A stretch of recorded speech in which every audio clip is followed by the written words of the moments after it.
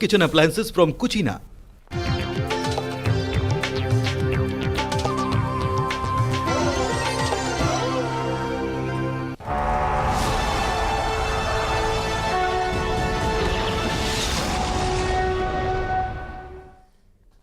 सुप्रभात। छत्तीसगढ़ में हूं आशीष त्रिपाठी आपके साथ और चुनावी खबरें महासंग्राम 2023 में अब करेंगे शुरुआत। नमस्कार, मैं हूं आपके साथ अंशिका पाठक। छत्तीसगढ़ विधानसभा चुनाव की बिसात बिछ गई है। कांग्रेस बीजेपी ने अपने ज्यादातर उम्मीदवारों के नामों का ऐलान भी कर दिया है। आज कांग्रेस के उम्मीदवारों का ऐलान हो सकता है बचे कुचे। वहीं बीजेपी ने अब तक 86 उम्मीदवारों की घोषणा की है। तो लगभग 4 सीटों पर बीजेपी के अभी उम्मीदवार घोषित किए जाने बाकी हैं और कांग्रेस पार्टी ने 83 सीटों पर प्रत्याशियों की घोषणा कर दी है। तो 7 सीटें अभी कांग्रेस पार्टी की तरफ से भी घोषित की जानी बाकी है। हालांकि इस तरह से बीजेपी के 4 और कांग्रेस की 7 सीटों पर उम्मीदवार घोषित होने अभी बाकी है। अंबिकापुर, बेलतरा, बेमेतरा, कसडोल में बीजेपी के चेहरे सामने आने का इंतजार है। तो वहीं कसडोल, सरायपाली, बैकुंठपुर, रायपुर उत्तर, महासमुंद, धमतरी, सिहावा सीट पर कांग्रेस के उम्मीदवार की यहाँ पर अभी बाट जो ही जा रही है। कुर्सी की दौड़ में जीतने के लिए हर कोई दांव जो भी दोनों पार्टियों के पास मौजूद हैं वो इस्तेमाल करने की कोशिश। ये कोशिश एक मनोवैज्ञानिक बढ़त का प्रयास कि किस पार्टी पर कैसे हावी होना है। हालांकि जो दो मुख्य विपक्षी और सत्ताधारी पार्टी है, जो कांग्रेस और बीजेपी के बीच जो द्वंद्व है, एक दूसरे के खिलाफ जो रणनीति उन्हें बनानी है, उसके अनुसार अब तक जो सीट्स का ऐलान हुआ है उससे साबित हो जाता है कि दोनों ही पार्टियां पूरा जोर लगा रही हैं। कहीं कोई कोर कसर छोड़ने की यहाँ पर नजर नहीं आती ऐसी स्थिति जिससे कि बीजेपी या कांग्रेस किसी भी मायने में कहीं से कमजोर दिखाई दे। हालांकि यहाँ पर बीजेपी की बात करें तो 86 और कांग्रेस की बात करें तो 83 सीटों पर अब तक उम्मीदवार घोषित कर दिए गए हैं और पहले चरण का जो मतदान है वो 7 तारीख को होना है। युगल तिवारी हमारे संवाददाता हमारे साथ जुड़ गए हैं। युगल, बात करें अगर बीजेपी की तो कुछ उम्मीदवार ऐसे अभी बाकी हैं जिनके नामों का ऐलान नहीं किया गया है। छत्तीसगढ़ में भी यही स्थिति है। फिलहाल हलचल क्या है चुनाव से पहले?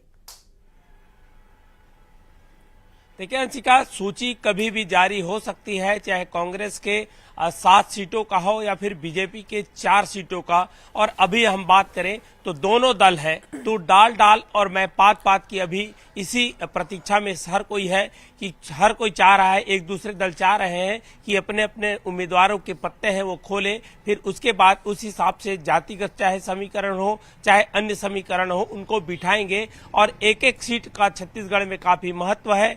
जिस तरह से कांग्रेस ने 75 पार का नारा दिया है तो बीजेपी का कहना है कि सत्ता में हर हाल में वापसी होगी, सरकार को घेरते हुए और भ्रष्टाचार के मुद्दों को तमाम सदन से लेकर के सड़कों तक गिनाते रहे हैं। तो उनको उम्मीद है कि बीजेपी की सरकार बनेगी। तो कुल मिलाकर यह मुकाबला दिलचस्प होगा, कड़ा होगा। जिस तरह अगर हम बीजेपी की 4 सीटों की बात करें, अंबिकापुर में स्वास्थ्य मंत्री डिप्टी सीएम का क्षेत्र माना जाता है और ऐसे में वहां पर बीजेपी हो सकती है कि नए उम्मीदवार है उसे जो नया चेहरा बना सकती है, क्योंकि मुकाबला टीएस सिंहदेव से होना है। अगर हम बेलतरा की बात करें तो बेलतरा में वैसे भी काफी हंगामा हुआ था और तो ये वहां से बेलतरा में भी जातिगत समीकरण को वहां पर फिट करने की कोशिश है वो की जा रही है। कसडोल की अगर हम बात करें तो कसडोल में जो पूर्व जो विधानसभा अध्यक्ष है गौरी शंकर अग्रवाल, उनका जो टिकट है वो खतरे पर है। तो ये कहा जा सकता है कि एक कद्दावर बड़े नेता है। कसडोल में भी जातिगत समीकरण को साधने की कवायद की जा रही है। वहां पर साहू बाहुलता है, तो ऐसे में साहू वर्ग के लोगों को हो सकता है टिकट मिल सके। इसी तरह जो बेलतरा है, बेलतरा में भी जातिगत समीकरण को ठीक करने बिठाने की कोशिश की जा रही है। कांग्रेस की अगर हम सीटों की बात करें तो 7 सीटों पर अभी नाम का ऐलान नहीं हुआ है। कांग्रेस में अधिकांश जो विधायक हैं उनके टिकट हैं वो कट सकते हैं। इस तरह के जो सूत्र बता रहे हैं, कयास यही लगाया जा रहा है। नए चेहरे को जातिगत समीकरण को साधते हुए यहाँ पर प्रत्याशियों को मैदान में उतारा जा सकता है। रायपुर की जो महत्वपूर्ण सीट है उत्तर में दावेदारों की संख्या अधिक है। एजाज डेवर ने ताल ठोकी है, हजारों कार्यकर्ता हैं वो सड़कों पर आए थे। इसी तरह जो है अन्य सीटों पर भी गहमागहमी की स्थिति है। तो उत्तर में हो सकता है टिकट कट जाए। काफी महत्वपूर्ण सीट है और कांग्रेस पार्टी ने तो अपना प्रत्याशी वहां से टीएस सिंहदेव को बनाया, अंबिकापुर की मैं बात कर रहा हूं। भारतीय जनता पार्टी थोड़ा समय ले रही है, क्या स्थिति बन रही है, किसकी संभावनाएं हैं यहां से? भारतीय जनता पार्टी किस पर भरोसा जता सकती है, वो भी टीएस सिंहदेव जैसे व्यक्ति के सामने? जी बिल्कुल, देखिए अंबिकापुर की जिस तरह के समीकरण है तो ये कयास यही लगाया जा रहा है कि नया चेहरा है, उनको दिया जाएगा, उम्मीदवार बनाया जाएगा। और इससे पहले जो टीएस सिंहदेव के अगेंस्ट में खड़े होते रहे हैं, करारी हार उनको होती रही है, तो नया दांव के साथ बीजेपी जातिगत समीकरण को देखते हुए वहां डिप्टी सीएम के विरोध में ऐसे प्रत्याशी को खड़ा करना चाहती है ताकि बीजेपी वहां से लीड दिला सके, जीत दिला सके। बड़ी चुनौती है। और जिस तरह से स्वास्थ्य मंत्री टी एक बड़ा कद है, बड़ा औरा है, उनके सामने सोच समझकर बीजेपी है वो अपना प्रत्याशी उतारना चाह रही है। अगर हम सभी 11 सीटों की बात करें कांग्रेस और बीजेपी की, तो जातिगत समीकरण और पहले जो सूची जारी करेगा उसके बाद जो है दूसरा पार्टी है वो सूची जारी कर सकती है। तो एक दूसरे का फिलहाल इंतजार किया जा रहा है कि कौन आगे सूची है वो जारी कर सकते हैं। तो बिल्कुल अभी इंतजार बाकी है कि आखिर बीजेपी और कांग्रेस कब अपनी बची कुची लिस्ट जारी करेंगे। बहुत शुक्रिया युगल जानकारी साझा करने के लिए। और बढ़ते हैं आगे। छत्तीसगढ़ विधानसभा चुनाव में अलग अलग रंग देखने को मिल रहे हैं और कुछ ऐसा ही रंग देखने को मिला रायपुर उत्तर विधानसभा क्षेत्र में, जहां नामांकन फॉर्म लेने की आस में कलेक्टर कार्यालय पहुंचा शंकर लाल मायूस होकर लौट आया। दरअसल शंकर लाल रायपुर उत्तर विधानसभा सीट से नामांकन फॉर्म लेने पहुंचे थे और वो भी 10-10 रुपए के 1000 सिक्के लेकर, जो नामांकन भरने के लिए जमा की जाने वाली राशि के रूप में देना चाहते थे। लेकिन प्रशासन ने 10,000 रुपए के सिर्फ सिक्के लेने से इनकार कर दिया। बस क्या था, शंकर लाल धरने पर बैठ गए। गौरतलब है कि शंकर लाल 20वीं बार चुनाव लड़ना चाह रहे हैं। इससे पहले वो 5 बार सिर्फ विधानसभा का चुनाव लड़ चुके हैं।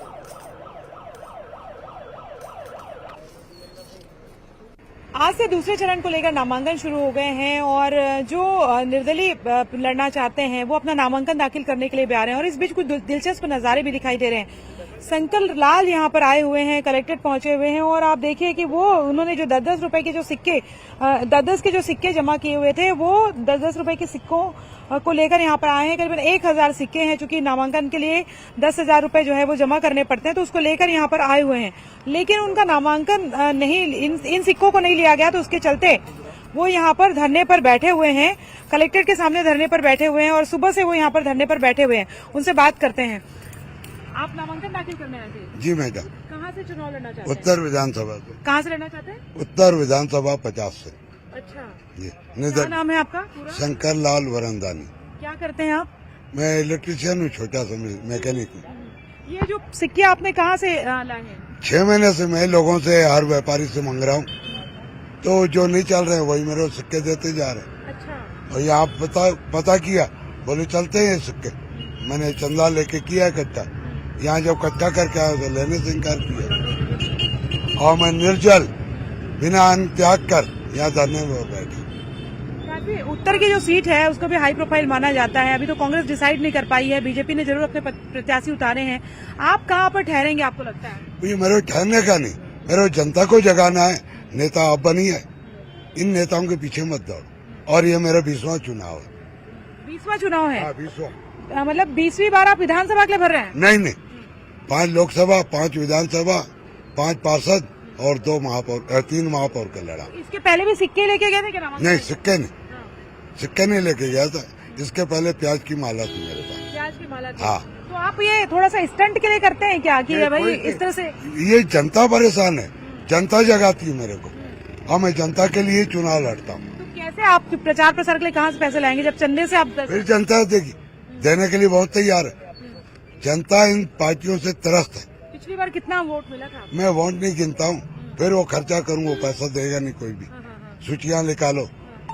बस एक बार तीसरा नंबर आया था कुलदीप 2013 में।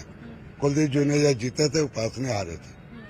आप तीसरे नंबर पे थे? नहीं, ऐसा कोई रिकॉर्ड नहीं। रिकॉर्ड आपको सर्च कीजिए गूगल में।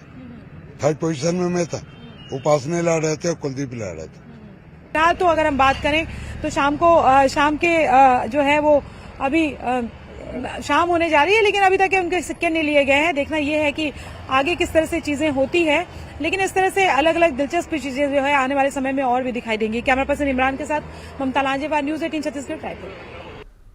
तो एक तरफ रायपुर में 10-10 रुपए के सिक्के लेकर नॉमिनेशन फॉर्म देने से प्रशासन ने इनकार कर दिया, वहीं दूसरी तरफ बिलासपुर में 1 और 2 रुपए के सिक्के लेकर रिटर्निंग ऑफिसर ने एक निर्दलीय प्रत्याशी को फॉर्म दिया। तो जो ये पूरा मामला है, देखिए दरअसल बिलासपुर के अखिलेश मिश्रा जो कि निर्दलीय चुनाव लड़ना चाहते थे और इसके लिए उनकी पत्नी नीतू मिश्रा ने 1 और 2 रुपए के सिक्के जोड़कर रखे हुए थे। नीतू ने अपने पति का नामांकन फॉर्म खरीदा 10,000 रुपए, और वो भी सिर्फ और सिर्फ सिक्कों में, और इसके लिए वो सिक्के लेकर अपने साथ पहुंच गई अपने पति के लिए नॉमिनेशन फॉर्म खरीदने, और इन सिक्कों को गिनने के लिए रिटर्निंग ऑफिसर के पसीने छूट गए। पैसे गिनने के बाद रिटर्निंग ऑफिसर ने नॉमिनेशन फॉर्म जारी किया।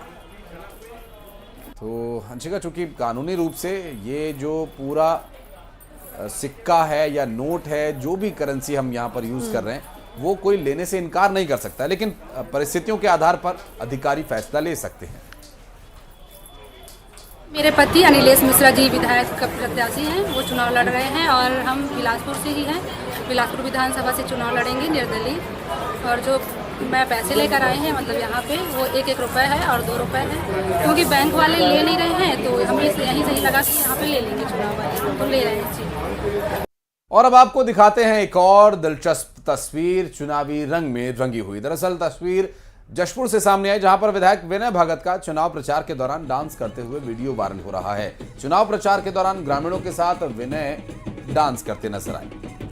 तो ये तस्वीर देखिए, जसपुर से आपको दिखा रहे हैं। प्रचार के दौरान डांस करते हुए नजर आए नेता, जनता के साथ कदम से कदम मिलाते हुए, कदम ताल मिलाते हुए यहाँ पर विधायक काफी ज्यादा मदमस्त नजर आए। चुनावी ताल पर ये सियासी डांस की तस्वीर आप देखिए, जमीन पर माननीय के रंग नजर आए और जनता के साथ वो नाचते हुए, थिरकते हुए नजर आए। खुशी में जश्न का माहौल यहाँ पर नजर आया।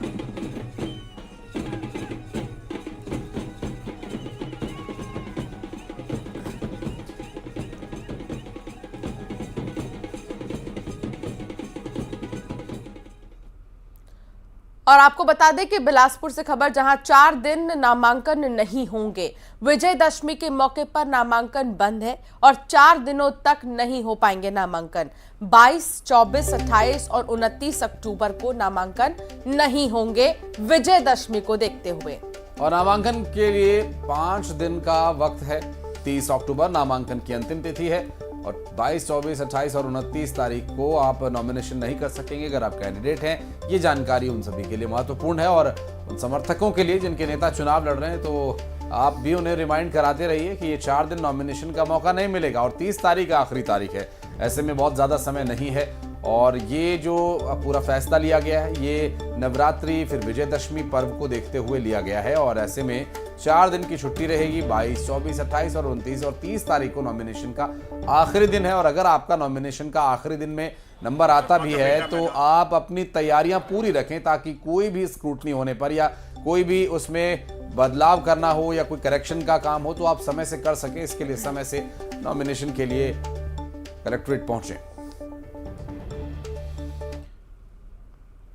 और सुकमा में मतदाताओं के 100% भागीदारी सुनिश्चित करने के लिए कलेक्टर के दिशा निर्देश पर वोट पंडुम न्योता अभियान चलाया गया, जिसमें अंशिका ये जो वहाँ की रीजनल लैंग्वेज है इसमें वोट डालने के लिए लोगों को आमंत्रित किया गया है जिससे कि लोगों को 100% मतदान के लिए जागरूक किया जा सके। इस कार्यक्रम के तहत मतदाता जागरूकता रैली, प्रतियोगिता, साइकिल रैली, मानव श्रृंखला जैसे आयोजन करके मतदाताओं को जागरूक किया जा रहा है।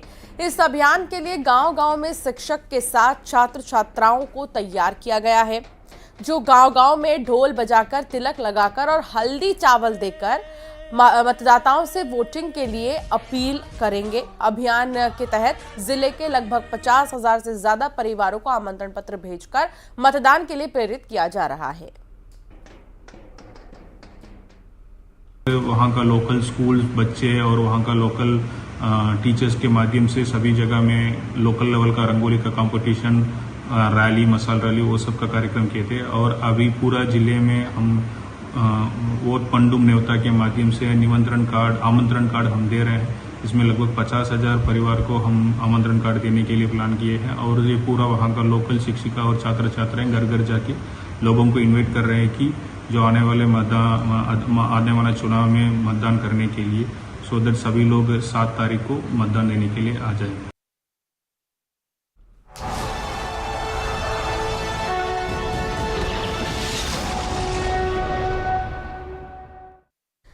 खबर बलौदा बाजार से आ रही है, जहां डबरी में डूबने से भाई बहन की मौत हो गई। खेलते खेलते डबरी में दोनों डूब गए। पलानी थाना के ग्रामगिरी की ये पूरी घटना है। दरअसल इस दुर्घटना में दोनों बच्चों की डूबने की वजह से मौत हो गई। गांव में इस वक्त मातम का माहौल है और हादसे के वक्त परिजन खेत पर काम कर रहे थे और बच्चे खेल रहे थे और इस दौरान डबरी में डूबने की वजह से भाई बहन दोनों ही की मौत हो गई। ऐसे में परिवार वालों का रो रो कर बुरा हाल है। इनके परिवार के 2 बच्चों की इस तरह से दुर्घटनापूर्ण दुर्भाग्यवश मौत होना, हालांकि पूरे गांव में ही इस बात को लेकर मातम है और परिवार के लोगों की स्थिति रो रो कर उनका बुरा हाल है और दोनों बच्चों की डबरी में डूबने की वजह से मौत हो गई।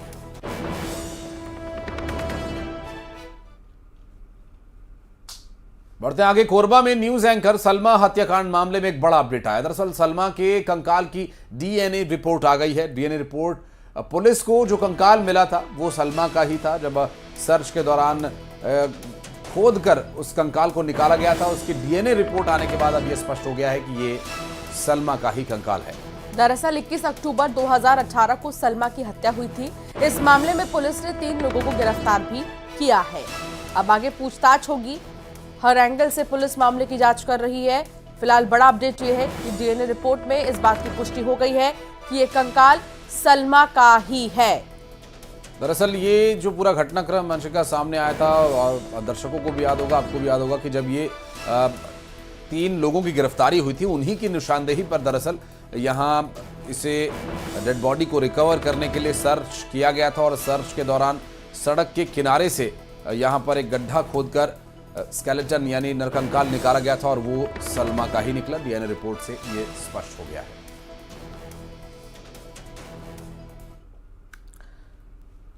बड़ी खबर कांकेर से, जहां पर पुलिस और माओवादियों के बीच मुठभेड़ हो गई है और 2 माओवादी ढेर हो गए हैं। मुठभेड़ वाली जगह से एक इंसास राइफल और दूसरे हथियार भी मिले हैं। पुलिस के मुताबिक मौके से जो हथियार बरामद हुए हैं, दरअसल वो जवानों से लूटे हुए हथियार हैं। पुलिस ने मुठभेड़ के बाद इलाके में सघन सर्च अभियान चलाया और इसके लिए माओवादियों को बैकफुट पर धकेलने का इसे एक बड़ा प्रयास माना जा रहा है। क्योंकि अभी 7 तारीख को जो वोटिंग होनी है, उससे पहले सभी तरह की जो नक्सली वारदातें हैं या किसी भी तरह की अगर कोई आशंका बनी हुई है, उसे नेस्तनाबूद करना, निरस्त करना, सुनिश्चित करना, ये पुलिस और जवानों का यहाँ लक्ष्य है। और ऐसे में कोयलीबेड़ा में ये मुठभेड़ हुई, जिसके बारे में हमने आपको बताया था। 2 बड़े नक्सलियों को यहाँ पर ढेर कर दिया गया।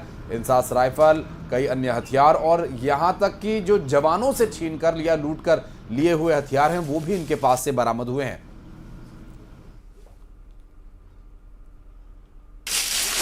जिला कांकेर के कोयलीबेड़ा क्षेत्र में पुलिस नक्सली मुठभेड़ हुआ है। अभी तक की जानकारी में 2 नक्सल डेड बॉडी एवं इंसास राइफल, बर्मा राइफल बरामद हुई है। एरिया में सर्चिंग की कार्रवाई जारी। और बढ़ते आगे, बलौदाबाजार में आबकारी विभाग ने अवैध शराब के अड्डे पर छापा मारकर 410 लीटर कच्ची शराब बरामद की है।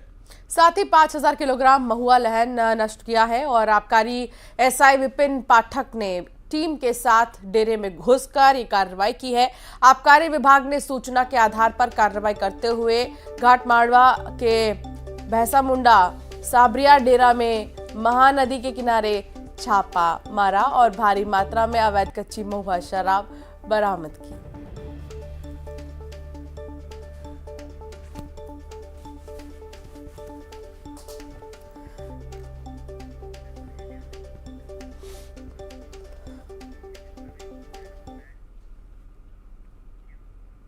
और आज के एक दिलचस्प मैच की खबर आपको बताएं। आज वर्ल्ड कप में टीम इंडिया और न्यूजीलैंड की भिड़ंत होने वाली है। हिमाचल प्रदेश के बेहद खूबसूरत क्रिकेट मैदान धर्मशाला में यह मुकाबला होगा और दोनों टीम्स पॉइंट चार्ट में नंबर 1 पर रहने की कोशिश करेंगी, जीत की कोशिश करेंगी। भारत और न्यूजीलैंड दोनों ने ही 4-4 मैचें जीत ली हैं अब तक। जो भी टीम ये मैच अपने नाम करेगी वो पॉइंट्स टेबल में नंबर 1 पर आ जाएगी और इस समय क्यूबी टीम पहले और भारत दूसरे नंबर पर है। और आज का ये मैच बेहद महत्वपूर्ण रहेगा। और इस मुकाबले की अगर बात करें तो आज का जो मुकाबला है कई मायनों में अहम है, भारत के लिहाज से, न्यूजीलैंड के लिहाज से और इस वर्ल्ड कप के लिहाज से। चूंकि अभी तक की जो तस्वीर अंशिका नजर आ रही है उसमें ये 2 फाइनलिस्ट नजर आ रहे हैं। दोनों ने अपना जो एक विजय अभियान है वो चलाया हुआ है।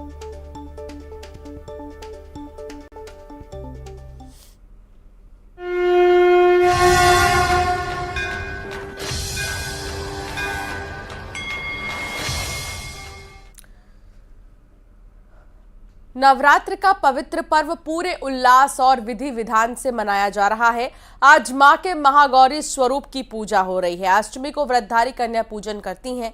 माता मंदिरों में श्रद्धालुओं की भारी भीड़ सुबह से ही दर्शन के लिए पहुंच रही है और ऐसे में जगह जगह पर मंदिरों में श्रद्धालु पहुंचकर माता का आशीर्वाद ले रहे हैं। और जय मां महागौरी के गूंज से माता के मंदिर गूंजे हैं। और आज चूंकि कई जगह पर अष्टमी पूजन और कई जगह पर नवमी पूजन होता है, ऐसे में अष्टमी पूजन वाले स्थान पर आज माता का अष्टमी पूजन कर उन्हें विदा दी जा रही है।